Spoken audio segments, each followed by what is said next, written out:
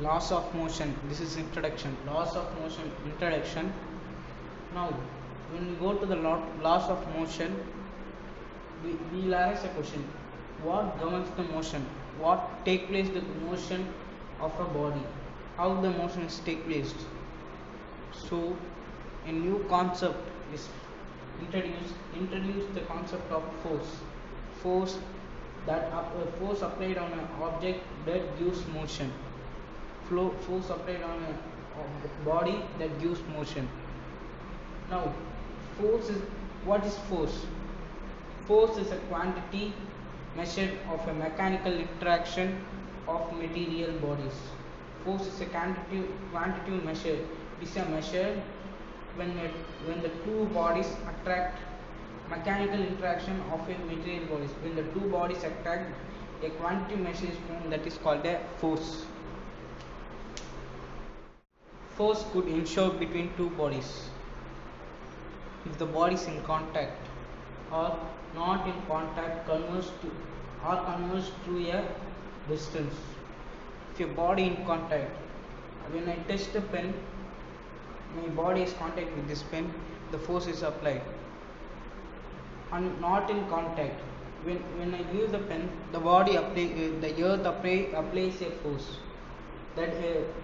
But the earth and pen is not connected, so the force can converge through a distance.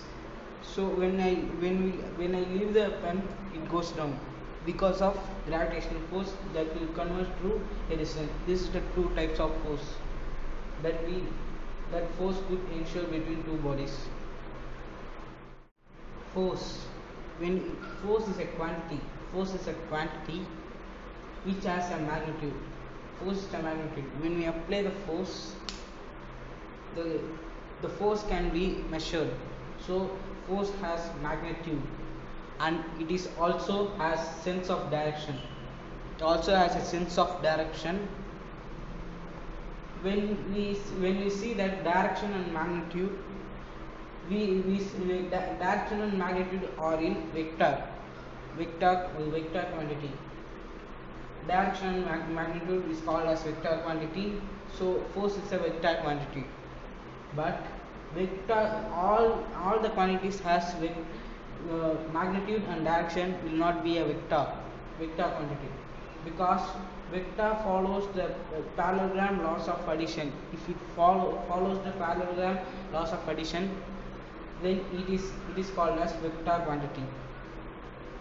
Now when we apply two forces and two direction, it follows the laws of addition. So force is a vector quantity. From this law we get force is a vector quantity. Represent force by an arrow. Now we are representing force by an arrow. The length of the arrow is directly proportional to the length of the arrow is magnitude of the force, the power of the force, magnitude of the force. The length of the arrow is directly proportional to the magnitude of force. Then the direction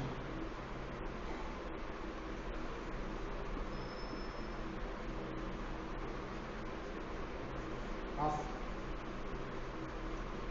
arrow is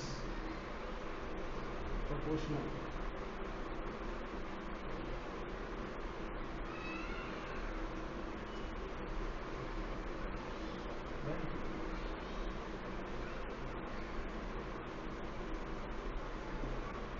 direction of force. So when the direction of the arrow is also proportional to the direction of force from the law.